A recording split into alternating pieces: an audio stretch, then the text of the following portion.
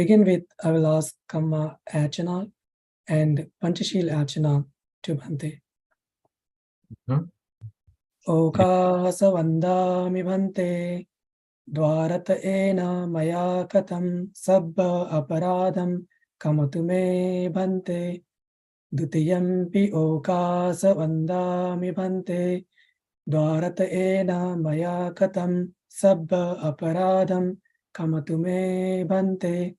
Tatiyampi okasa vandami Bhante, Dwarata ena maya katam, sabba aparadam, kamatu me Bhante. Panchashilachana. Okasa aham Bhante, Tisaranena sa panchasila dhammam yachami, Anukkaha katva silam detame Bhante. Dutiyampi okasa aham Bhante, Tisaranena sa panchasila dhammam yachami, Anukkaha katva silam detame Bhante. Tatiyampi okasa aham Bhante, Tisaranena saha panchasila dhammam yachami, Anukkaha katva silam detame Bhante. Let's say Namo Tassa 3 times. Namo Tassa Bhagavato Arahato Samma Sambuddhassa. Namo Tassa Bhagavato Arahato Samma Sambuddhassa. Namo Tassa Bhagavato Arahato Samma Sambuddhassa. Namo tassa bhagavato arahato samma sambuddhassa. Namo tassa bhagavato arahato samma sambuddhassa. Namo tassa bhagavato arahato samma sambuddhassa. Please repeat after me. Buddhang saranang gacchami. Buddham saranam gacchami. Dhammang saranang gacchami. Dhammam saranam gacchami. Sanghang saranang gacchami. Sangham saranam gacchami. Dutiyampi buddhang saranang gacchami. Dutiyampi buddham saranam gacchami. Dutiyampi dhammang saranang gacchami. Dutiyampi dhammam saranam gacchami. Dutiyampi sanghang saranang gacchami. Dutiyampi sangham saranam gacchami. Tatiyampi buddhang saranang gacchami. Tatiyampi buddham saranam gacchami. Tatiyampi dhammang saranang gacchami. Tatiyampi dhammam saranam gacchami. Tatiyampi sanghang saranang gacchami. Tatiyampi sangham saranam gacchami. Pānātipātā vīramani sikkhapadang samadhiyāmi. Pānātipātā vīramani sikkhapadam samadhiyāmi. Adinādāna vīramani sikkhapadang samadhiyāmi. Adinādāna vīramani sikkhapadam samadhiyāmi. Kāmesu miccācārā vīramani sikkhapadang samadhiyāmi. Kāmesu miccācāra vīramani sikkhapadam samadhiyāmi. Musāvādā vīramani sikkhapadang samadhiyāmi. Musāvādā vīramani sikkhapadam samadhiyāmi. Surāmēraya majjapamā daṭṭhānā vīramani sikkhapadang samadhiyāmi. Sūrāmēraya maccapamādaṭṭhānā vīramani sikkhapadam samadhiyāmi. Tisaranena saddhing panchasilang dhammang sadhukang surakhitang katva appamadena sampade tabbang. Aham Bhante. Sadhu, sadhu, sadhu. Okay, let's begin. This is part 2 of the Noble Eightfold Path discussion.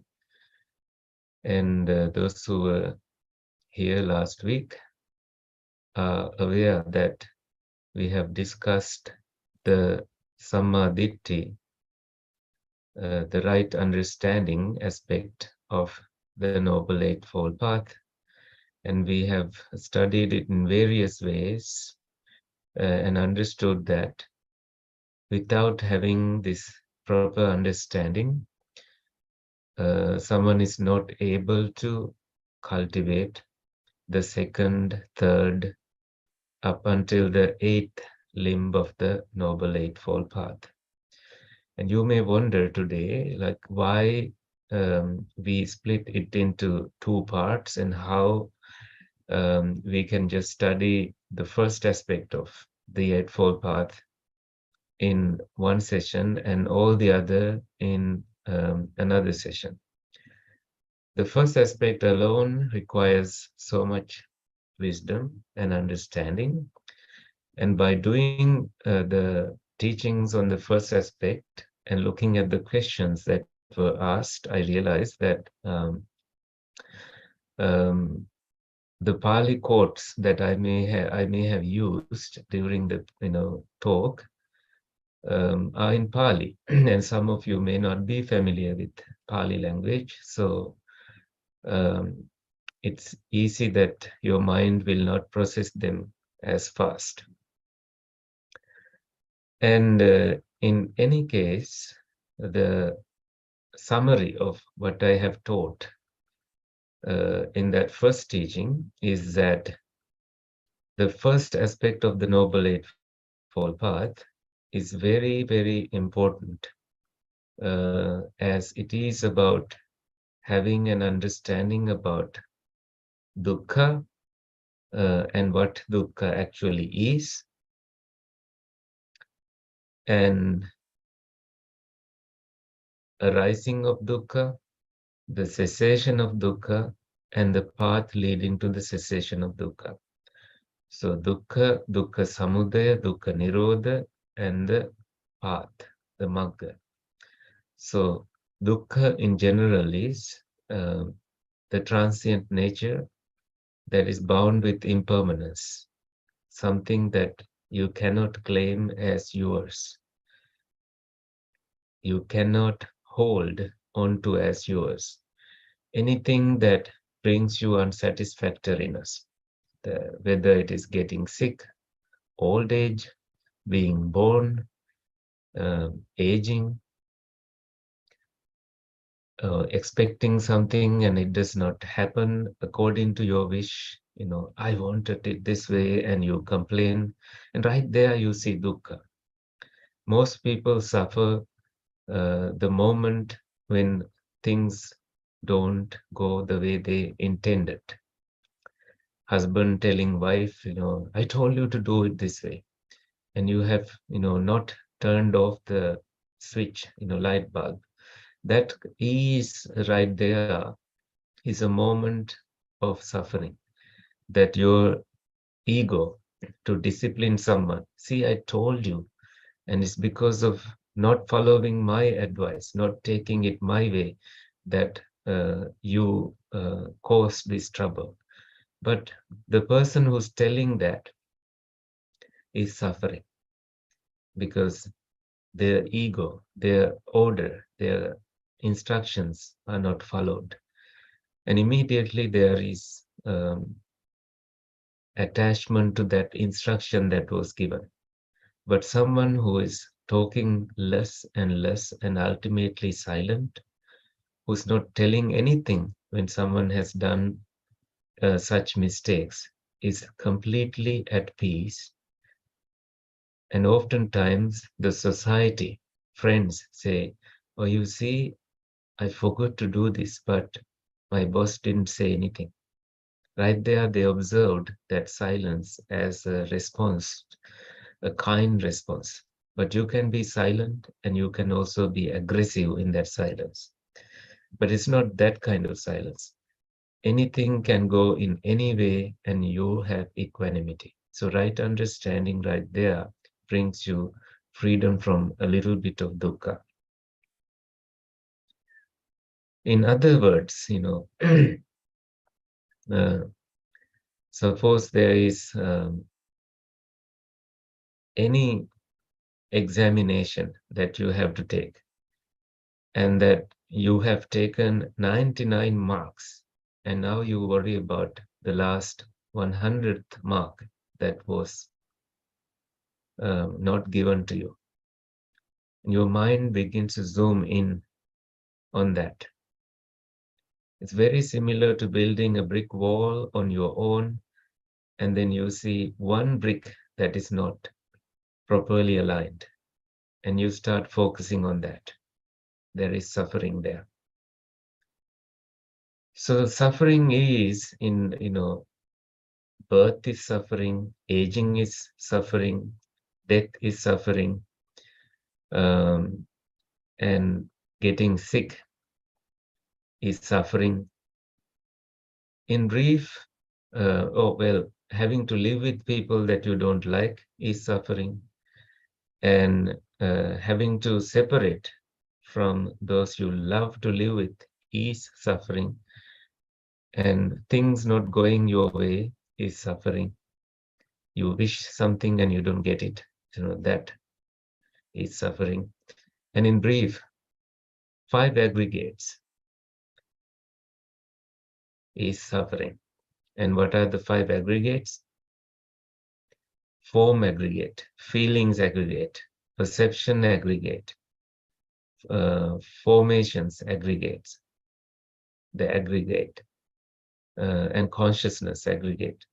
These are all about dukkha as they arise and we are not able to see the cessation and they pass away and they continuously keep arising and bothering a being who exists in any form of existence in the samsara.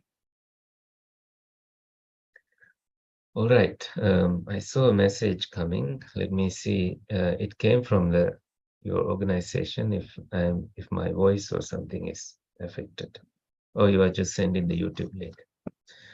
It's all right. And let's now see how to overcome this suffering. It's in this very eightfold path, and right now you can experiment it. See your attachments right now. And we are looking at the second aspect of the Noble Eightfold Path today. That is called Samma Sankappa, right thoughts. Samma means harmonious, right? And Sankappa, thoughts. Where do you have the thoughts? You have them in your mind. If you have a thought of attachment, you are suffering. If you don't have that thought of attachment, you are not suffering. Isn't it some relief? It appears so profound, but right there you start seeing, oh, if I let go of a little, I will have a little relief. If I let go to a medium length, I will have a medium length of suffering, freedom, relief. If I let go so much, I will have so much of freedom. And this second aspect, how does it make you feel very noble? By letting go of that attachment. Great renunciation, nekkhamma, became mahanekkhamma, mahabhinikmana, as the Prince Siddhartha let go of the royal life and abandoned his luxuries and entered the forest. That is letting go. But if he did not let go also in his mind, he will return back to the palace. So just before joining this session, I had a discussion with a friend on Zoom, and there they were trying to explain something. I want to go to a retreat center and I don't want to follow their technique, but I want to do my technique.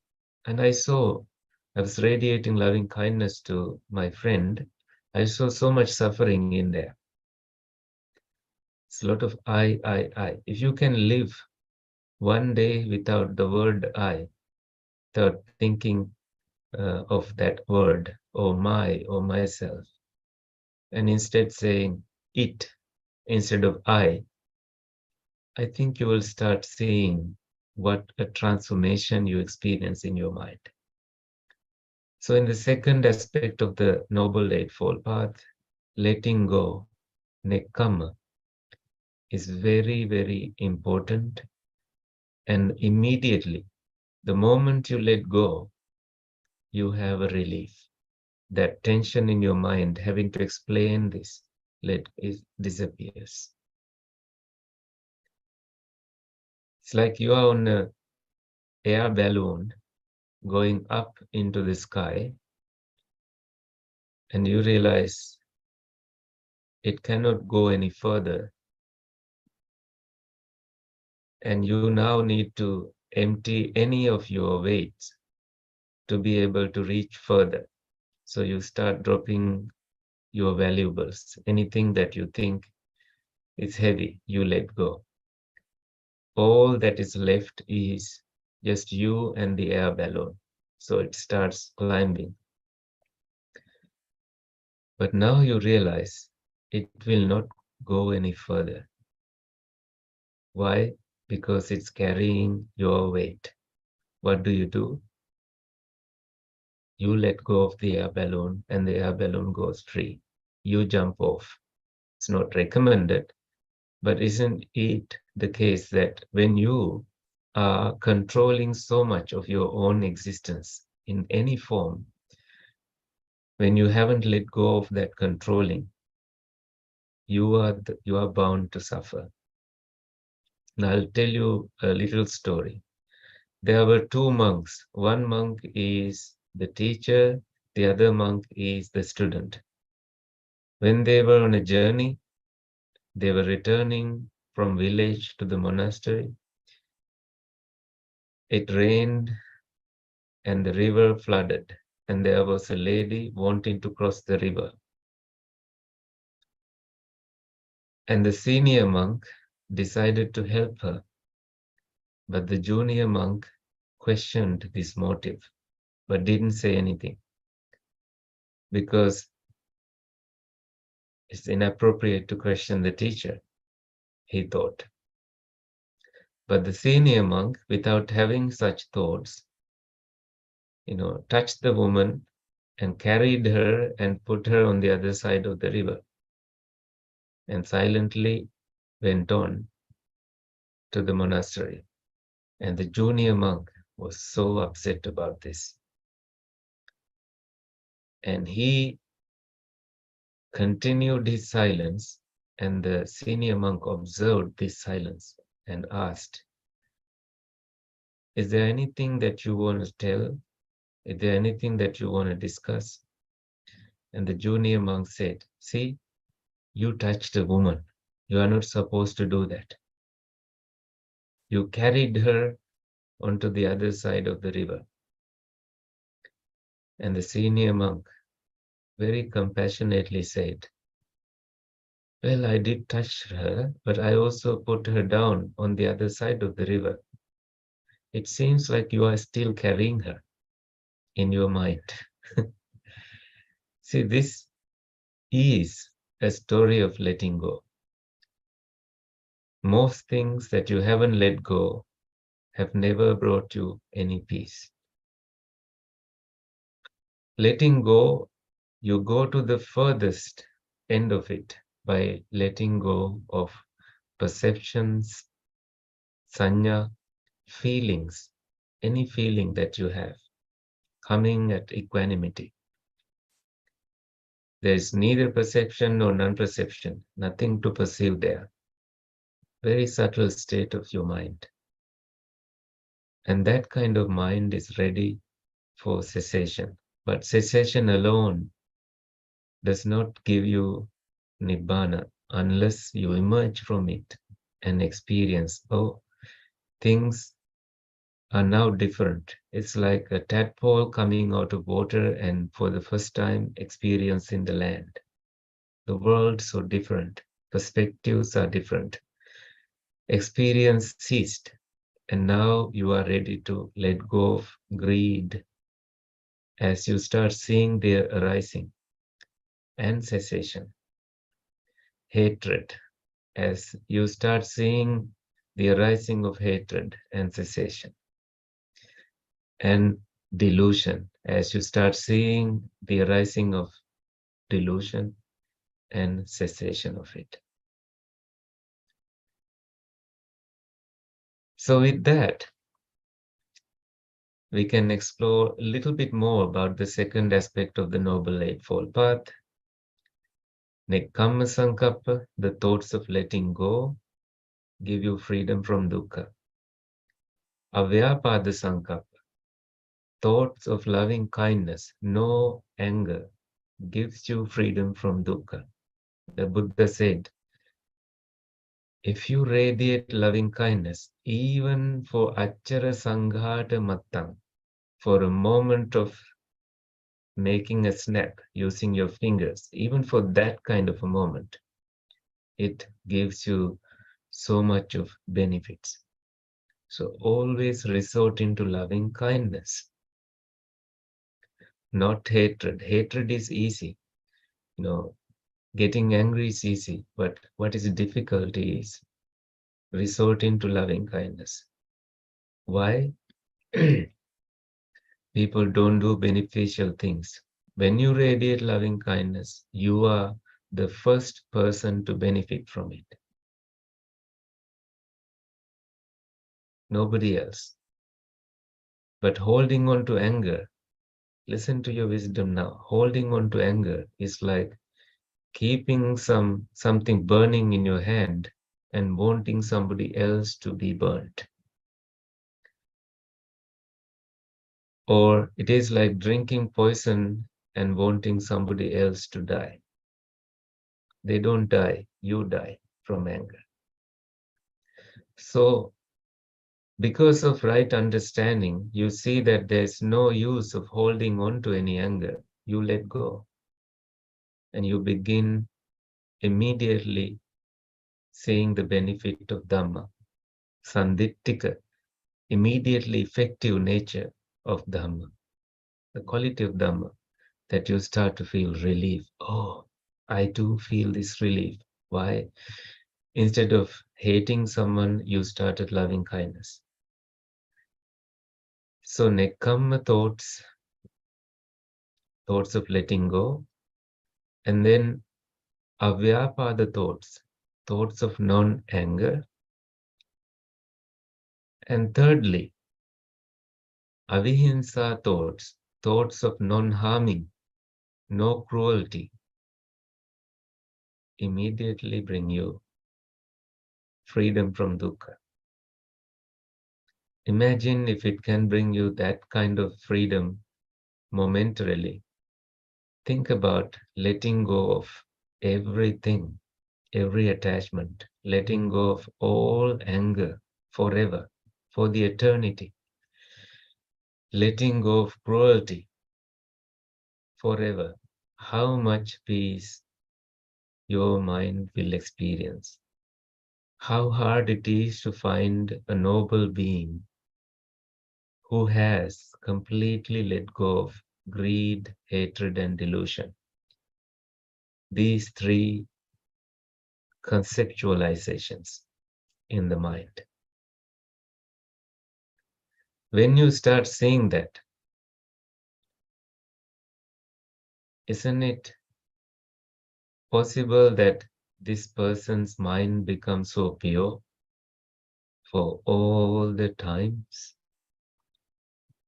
And because of the relief they experience, they always keep going back to having right thoughts, thoughts of letting go, thoughts of loving kindness, thoughts of not having any cruelty toward oneself and others.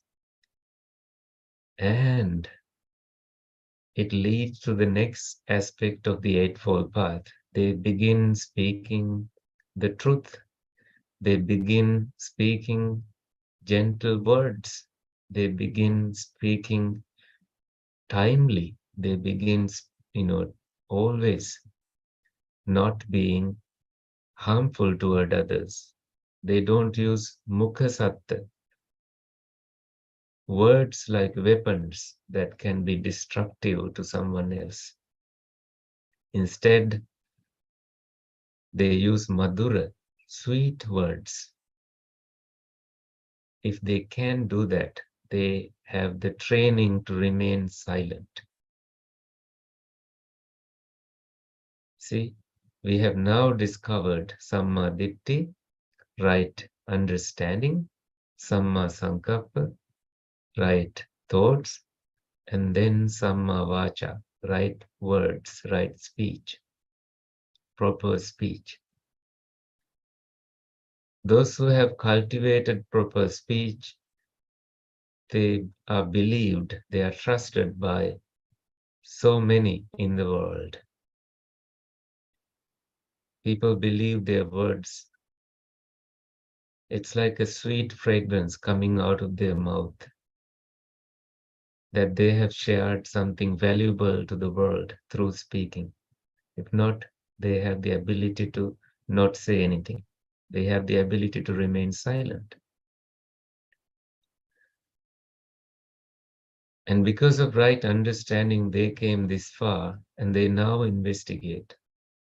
How else can I live free from dukkha? They see that their actions need to be clean. They stop stealing, they stop harming anyone or killing any living being. They stop engaging in cheating. They don't cheat in any form, they don't. They are content with their own relationships and affairs. They see there is so much dukkha, so much suffering if they start cheating. They don't commit adultery. They are able to see with wise understanding that it leads to harm for oneself and harm for others. That's a noble mind. They let go. And they also let go of alcoholism. They let go of intoxication, any such addiction, drugs, cocaine, anything that intoxicates their body.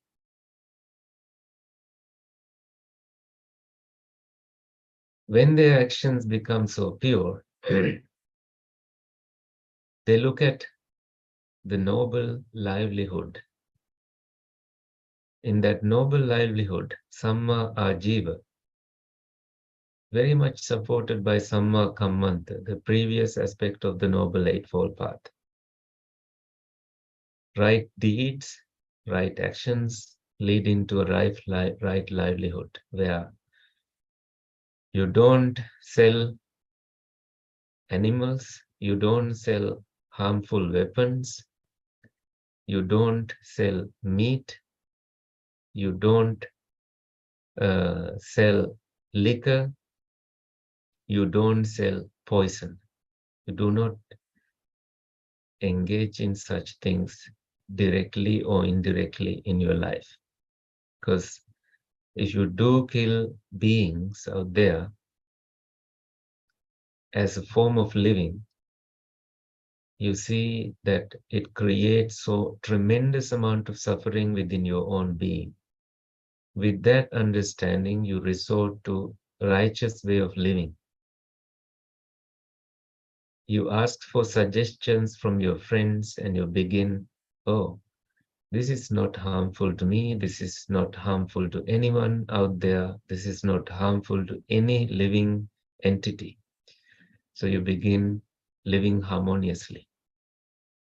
That is called Samma Ajiva, right livelihood. The way you make an income is no way harming anyone in the world. And now you have prepared yourself appropriately, and you see, what else can I do to overcome any suffering? That question leads to making a proper effort, samma vayam. In there, you see 4 aspects. You see what is wholesome and what is unwholesome. For example, mindfulness is wholesome, lacking mindfulness and falling into defilements is unwholesome. When you start seeing like that, you start seeing, oh, I have 4 ways to make effort. The first way is about what is unwholesome. When you see anything unwholesome arising in your mind, you don't set your focus on that. You quickly remove it, like you're seeing a bit of dirt, like feces. You don't step on it. You quickly take yourself away. See that reaction.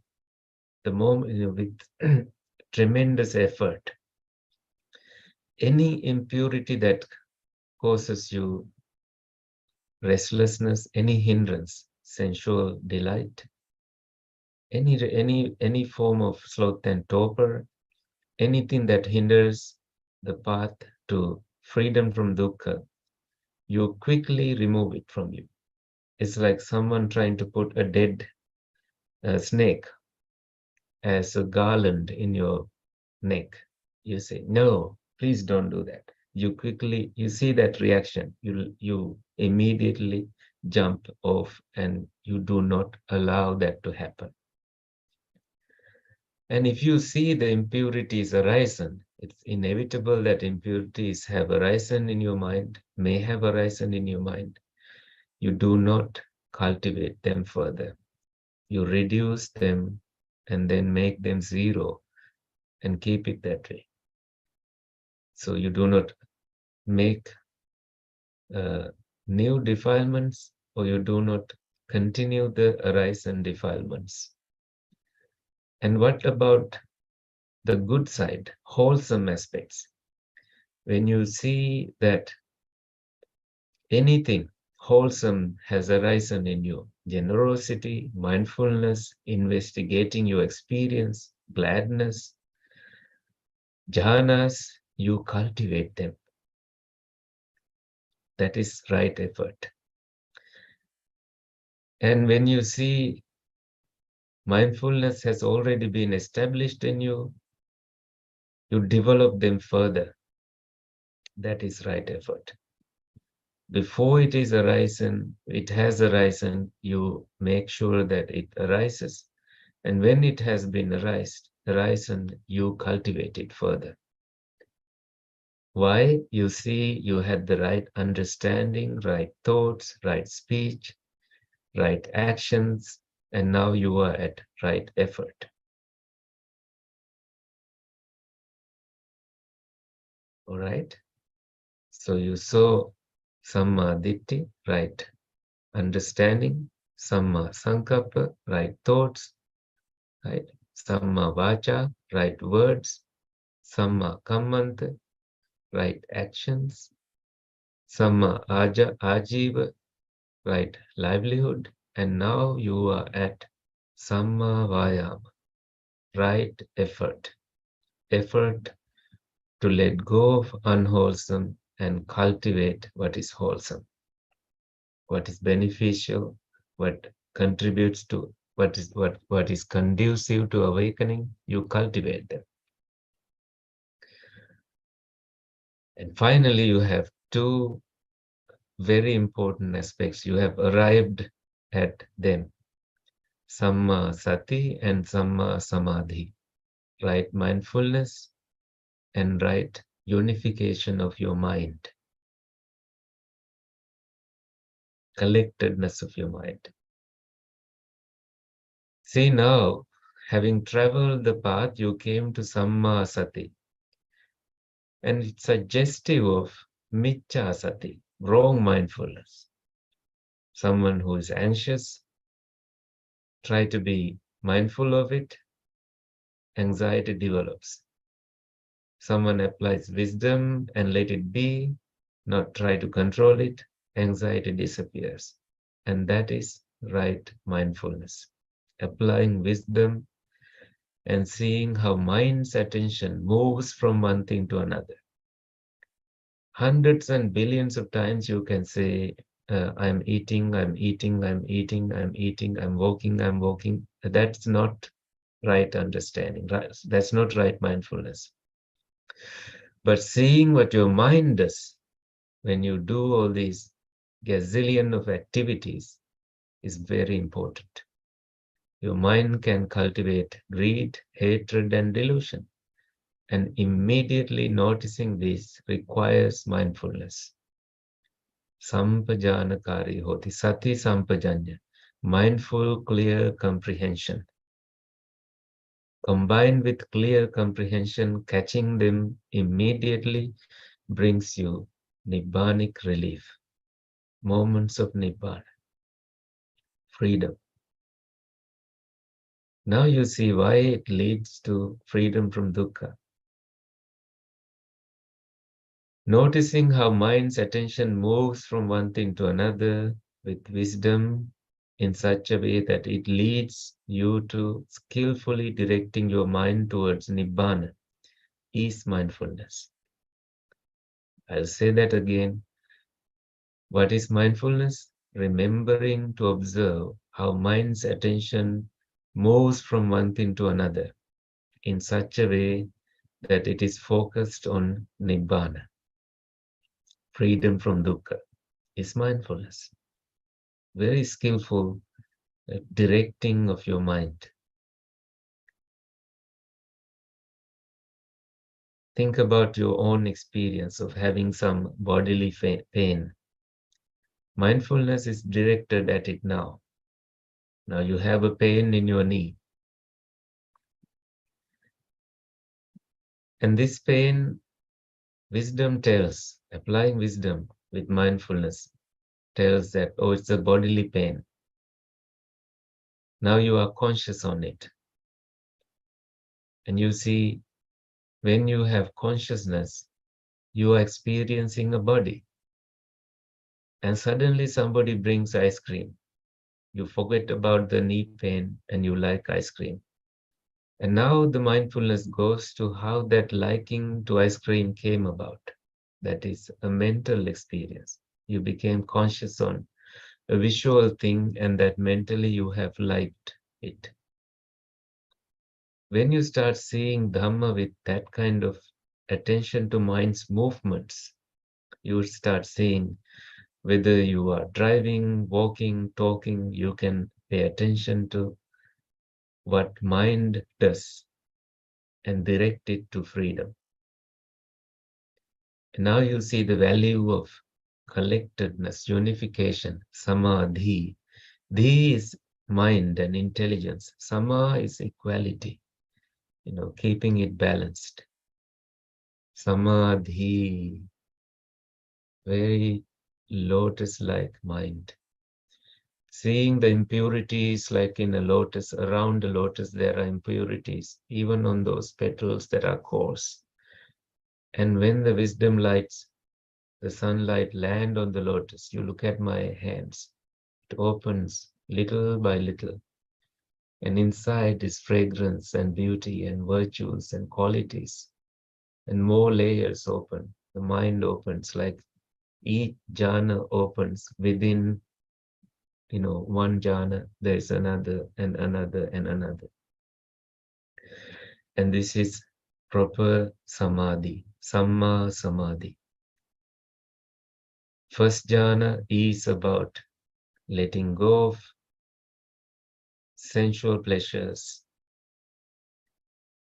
and hindrances. And there is piti sukha, joy and happiness born of seclusion. And you pervade and permeate your body with that piti sukha, joy and happiness. And now you are ready to enter into the second jhana, samadhi jang piti sukham. Previously in the first jhana, it was viveka jang piti sukham. In viveka jang piti sukham, it is pleasure and happiness, joy and happiness born of seclusion from hindrances, seclusion from sensual objects, closing your eyes and so on. And the second jhana arises from unification of your mind, samadhi. And there is happiness and joy because of that unification. It's inevitable that you get there. That is samadhi, right samadhi. And third jhana has silencing of your thoughts and equanimity. Noble silence. Less and less thoughts lead to purification of mindfulness through equanimity. Upekka sati parisuddhi. That is entering into the fourth jhana. When you have that kind of profound equanimity, your mind begins to expand. You see infinite space as a base and you cultivate expansion. Space is infinite. Letting go of all forms, you enter that base. And now your focus is on the mind that is experiencing the infinite space, that is consciousness, infinite consciousness. And that you become the base of it and you cultivate it. And now you see, oh, if it was space and if it was consciousness infinitely, what if the disappearance of this space and consciousness, it is nothingness. You are in a blank. And what is the last attainment, last samapatti, very fine base that is called perceiving or non-perceiving of something. Neither perception nor non-perception. Barely perceive anything, no excitement at all. In there, everything is ready to be vanished. You experience, you fall into cessation of consciousness and feelings and perceptions. When there is no perception to perceive, no feelings whatsoever, pleasant, unpleasant, or neutral, you have nothing to be conscious on. You see cessation right there, but it's not Nibbana yet. You come out of that experience. As you see the path you traveled so far, from right understanding to right thoughts, right speech, right actions, right livelihood, right effort, right mindfulness, and thus far into the base of neither perception nor non-perception to final cessation. Now you apply wisdom. Where was greed in there? Where was hatred in there? Where was any delusion in there? Who am I? Is there any I? And how did the concept of I arose? And how empty is that to have that concept? And eventually, you, as a noble being, decide that because of attachment, you wandered many births, and now you don't see any point. Because of not seeing the Dhamma as it is, you wandered everywhere. Your mind was as a hamster, like continuously in a cycle. hamster on a wheel, unstoppable. And now you have so much unification of mind, like you are completely stilled.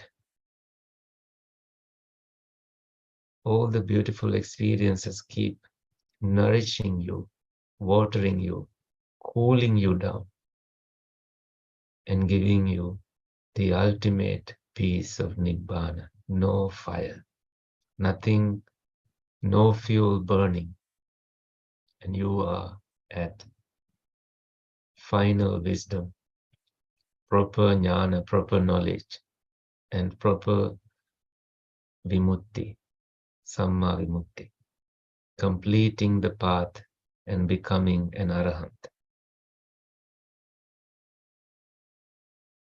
Any questions? Yeah, sadhu, sadhu, sadhu, Bhante, for the Dhamma discourse tonight. Now we will open the forum for question and answers. If you have any questions, please raise your hand, or you can also post your question in the chat box.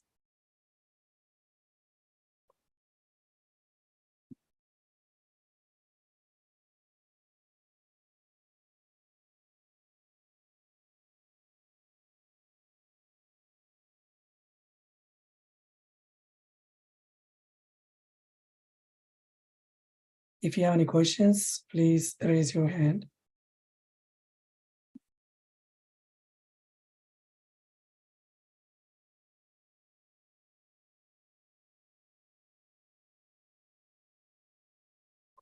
So, Bhante, meanwhile, I have a question. So you mentioned like killing living beings. I mean, like selling the meat, the butchers. It is not a good thing to do so, but how about the people who eat it? In some countries, like they don't have any option, but like to depend on non-vegetarian food. So in that case, how you can explain it is balanced from Buddhist point of view? Well, when the Buddha's cousin Devadatta, who will be a Pacheka Buddha in the future, when his karmic consequences end, he's only second to the Buddha. He had aspirations to become the Buddha. Requested the Buddha to make monks vegetarian for lifetime. Okay, Sunil, apply your wisdom here. Now you are the Buddha, and I, as Devadatta, come into you and say, make all the monks vegetarian. What is your response will be? And you say no. For the same reasons, when you go to some remote areas and your lifestyle as a monk is begging, and you beg for 10 days, you only receive some form of meat. And you cannot cook, you don't have anything, you cannot steal. And Sunil will say, just eat, don't think about it. As long as this animal is not killed in your name, as long as you have not seen that it was killed for you, as long as you have no doubt whatsoever that this being was killed, ended life for you. Why the Buddha said that? It is out of great compassion. And then the Buddha said, don't be concerned about the 4 elements you put into the mouth, but be concerned about what you put out from your mouth. So Devadatta was a vegetarian. Hitler also was a vegetarian. And you see any point there that you see many vegetarians who are super angry What is the point? It has nothing to do with the Eightfold Path. That's not what you eat, For the survival of monks, the Buddha just did not make it a rule. Just do not focus on your defilements, and that way you become beneficial to all living beings.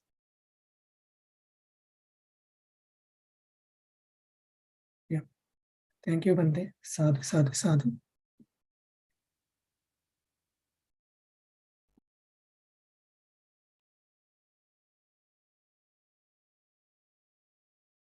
I see a question in the chat box, Bhante. Hmm? Namaste. Since last few months, I am unable to concentrate on my sitting and my awareness is also lacking. How can I develop my awareness? It appears like you are dealing with some form of restlessness.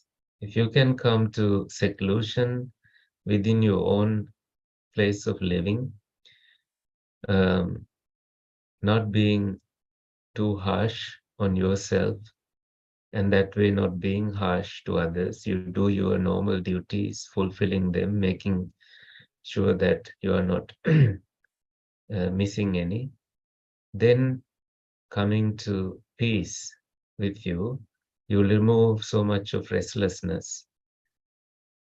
And then you start finding a comfortable time, whether it is night, morning, or daytime, and you sit. And you start not looking out from the eyes, but looking within, staying uh, quiet in your eyes, quiet in your ears, quiet in your nose. You do not send any signals out there. You let that restlessness be buried and settled. And you will see your awareness coming back, purity of mind arising, and your right effort guiding you onward toward unification of mind. See, I hope that will help. Yeah. Thank you, Bhante. Sadhu, sadhu, sadhu. I see another question in the chat box here from Rashmi and Arat. Namo Buddhaya Vandami Bhante. My question is that I'm not eating meat. I'm a vegetarian. However, being a woman, I have to cook meat for my family, but while cooking, I am sharing a metta with that food. If I cut the meat and cooked it, does I am also doing akusala karma? This question is wrong. The understanding is wrong. Why? There was a Sotapanna woman, very wealthy woman. She saw this man who is a hunter bringing so much meat, and she fell in love with him. She went behind and married him and had 7 children, and these children married to 7 wives, and all of them were hunters. She prepared the food for them. She prepared all the utensils, and she was still a Sotapanna. And one time, the Buddha went to help this family. The Buddha went to the forest and removed the traps, and the main hunter was super angry. And he started seeing who has removed these traps, and he saw the Buddha and wanted to shoot at the Buddha. And he could not move because of the power of the Buddha's psychic abilities. And the oldest son went looking for the father. Same thing. The second son, all the 7 sons, now 8 of them went missing. And now the mother and 7 wives also went. They saw what had happened. And the mother immediately recognized the Buddha and said, "My father has come for the benefit of all of us." When she said, "My father," everybody thought, oh, it is her father. But it's not the case. It's not her father. It's just the Buddha being called the father. And then the Buddha gave Dhamma teaching, and they all let go of their unwholesome deeds, and they became Sotapannas. And then the monks asked, how come such a Sotapanna lady go and help a hunter? And didn't she do akusala karma? And then the Buddha said, you can have a wound in your hand, but if you don't have a wound in your hand and you touch poison, it does not enter your body. In the same way, if you don't have the intention of harming anyone in your mind, and your intention is to prepare a meal, how can you create any unwholesome karma, akusala karma? I hope that answers your wisdom, and that way you find the answer there. Yeah. Thank you. Many people easily get trapped in vegetarian question, and it's all Dhamma discussion was about Noble Eightfold Path. Then they start having thoughts about, oh, is this good? Is that good? Not knowing how to look at what is wholesome and what is unwholesome. The moment you start seeing that there is no papa thoughts in your mind, there's no regret in your mind, you are free. That is the benefit of learning wisdom aspect of Dhamma. It does not give you a guarantee to kill anyone. It only gives you a certificate to assure safety and security to all living beings, including yourself. Wisdom tells if you are a killer, it's inevitable that if you killed a human being, you will definitely have enemies and they will be looking for you to kill you. And it's just simple as that. What more can you learn from the whole thing about meat eating discussion? Apply wisdom and be free from any dogmatic thinking.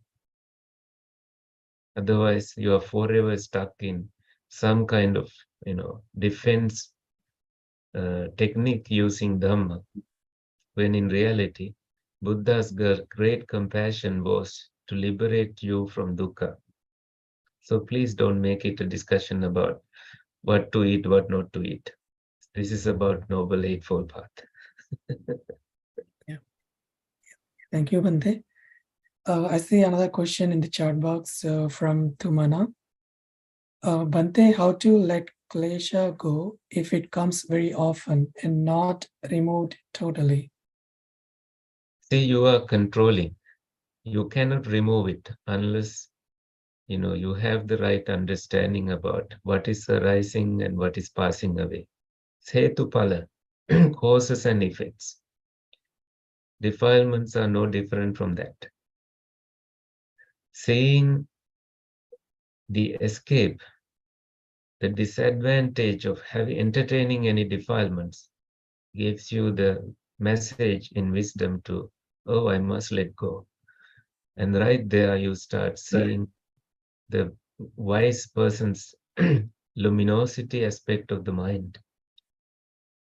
And that becomes your guiding principle, and thoughts become less and less about defilements. They become more and more about letting go of defilements. Simple as that. If you eat sugar every too often, what you will have, just dullness of the mind. When you correct your behaviors, you have sharpness of mind. And because of that sharpness of mind, you start seeing what is active and what is inactive. How did you see it? With mindfulness. And now you see what is right mindfulness. Right mindfulness is about letting go of one defiled thought. When you let go of one defiled thought, you can let go of another. And practically, you are a person who let go and arrive at peace. Okay? Yeah. Thank you, Bhante. Sadhu, sadhu, sadhu. I see another question in the chat box from Ashok Badsod. Mhm. Namo Buddhaya. Please elaborate Sammasam Buddha Samadhi with the simile. I don't understand the question. Ashok Kumar ji, if you are still here, can you please elaborate your question? Is it Samma Samadhi, Ashok?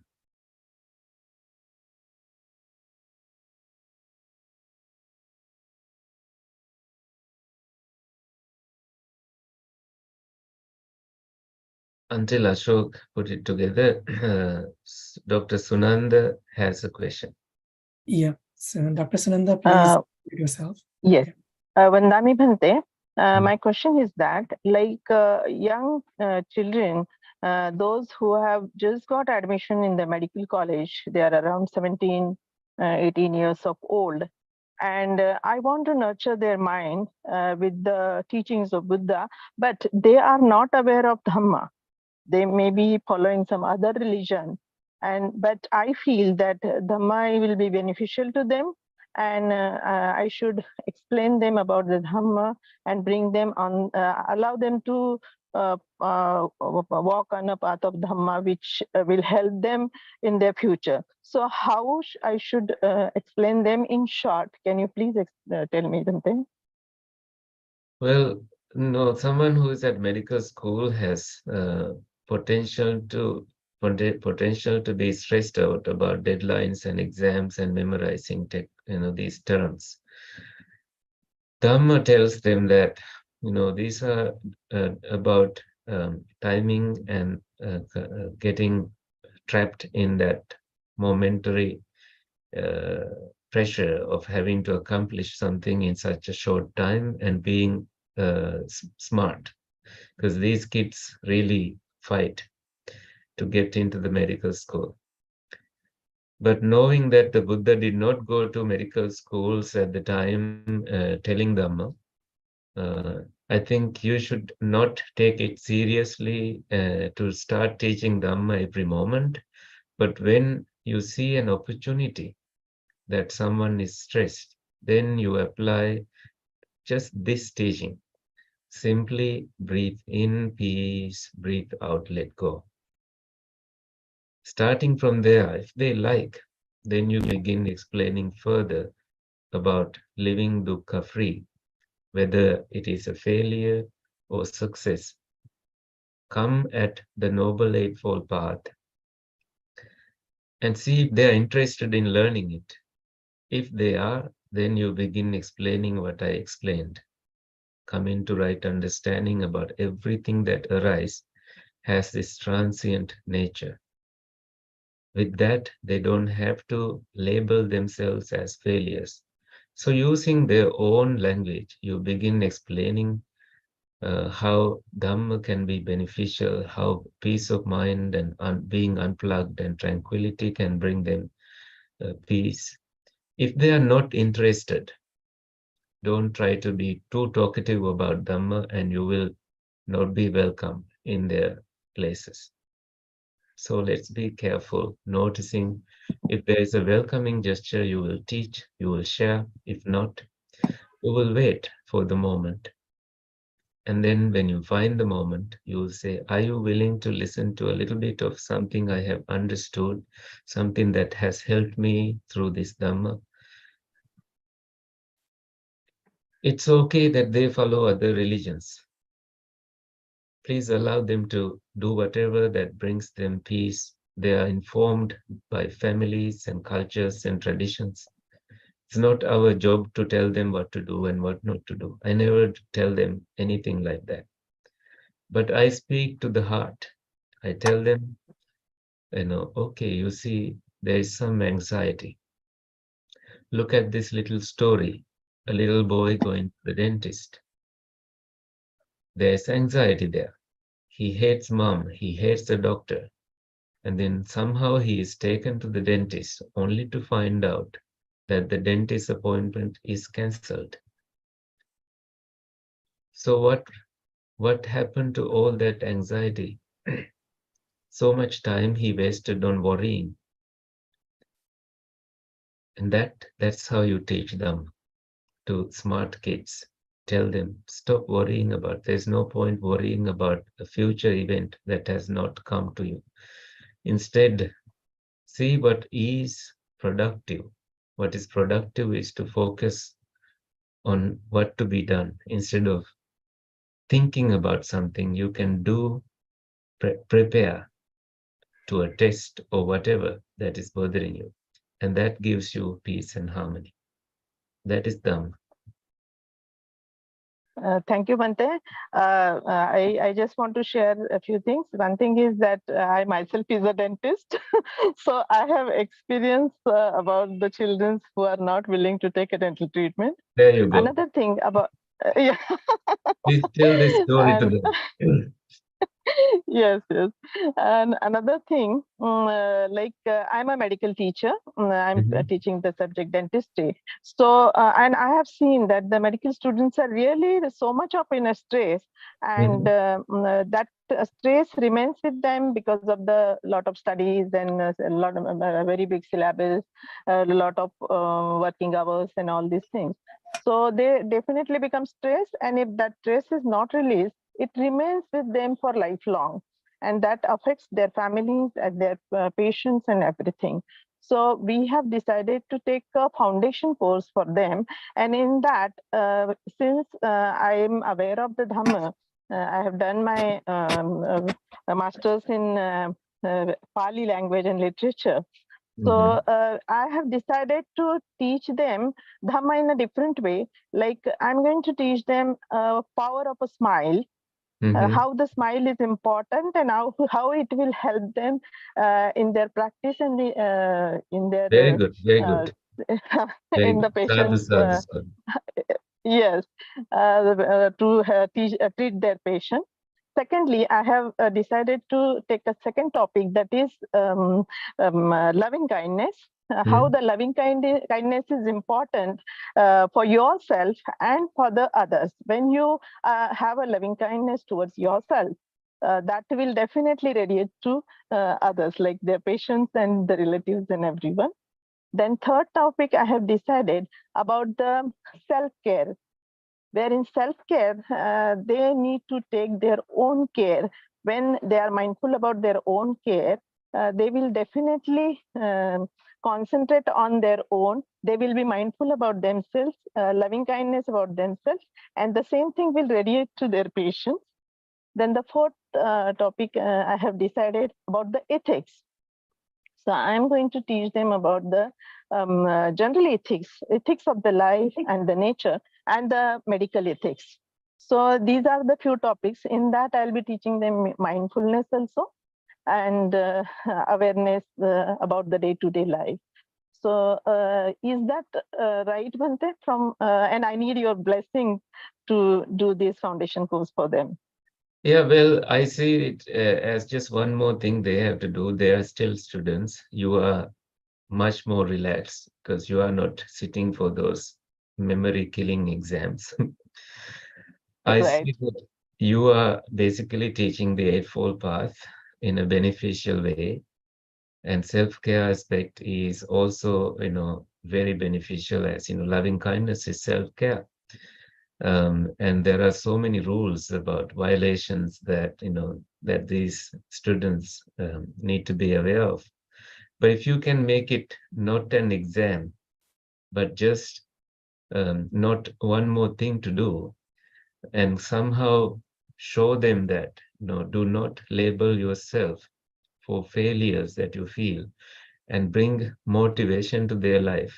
Reduce one more thing from their to-do list, but instead seeing the human life as a being that requires loving kindness, compassion, and start teaching the infinite, infinite loving kindness, infinite compassion, infinite joy, infinite equanimity. These, I'm sure that smiling aspect and continuous practice of seeing these in their ordinary, simple practice of dentistry will forever have a mark in their life. Yes, Bhante. Thank you so much, Bhante. I need your blessings for that, Of Bhante. course, of course. I hope I will be able to help them in this path. I wish Thank you you, all the Bhante. success in there. Thank you, Bhante. Vandami Bhante. Yeah. Vandami Bhante. Yes. I want to correct my question. Mm-hmm. Kindly elaborate the samadhi with simile. That was the question. Yeah. So because I'm facing the problem. I'm facing the problem every day. I will do a meditation for 1 hour, but it is not to concentration. Well, the Buddha's own similes include 4 similes for Samma Samadhi. The first one is, like just a cool bath powder. When you touch it, it's cool everywhere. When you are in the first jhana, it's absolutely felt that way as coolness all over your body, and you just permeate your body with that coolness, just as the bath powder feels that way across every corner of it.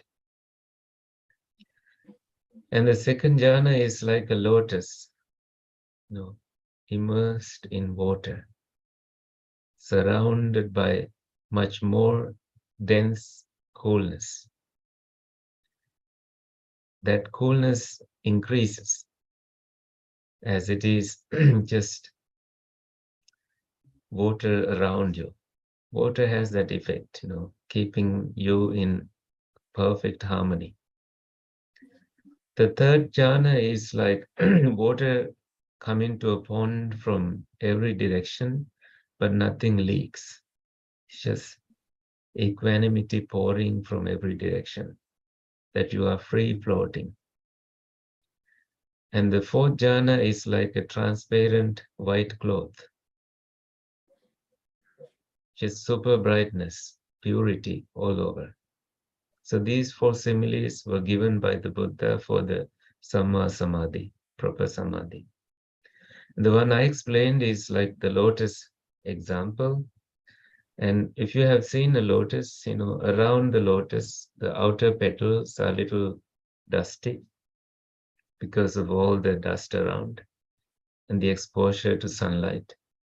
But when it starts opening, the inner petals are more delicate, fragranceful, and beautiful, sweet. And samadhi mind opens like that. Inside of each layer is the other layer. Inside in each happens by letting go of what you have already cultivated. Being in perfect harmony in there, without rushing, without I being involved. I hope that helps. Thank you, Bhante. Sadhu, sadhu, sadhu. Yeah, thank you, Bhante. I can take one more question if there is any, because it's coming to 11 p.m., closer to 11 p.m. here.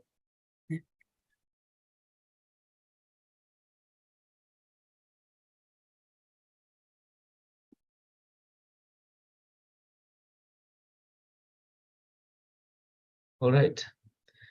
Yeah, I don't see any questions on this. I think we can conclude. Yeah, let's share merits.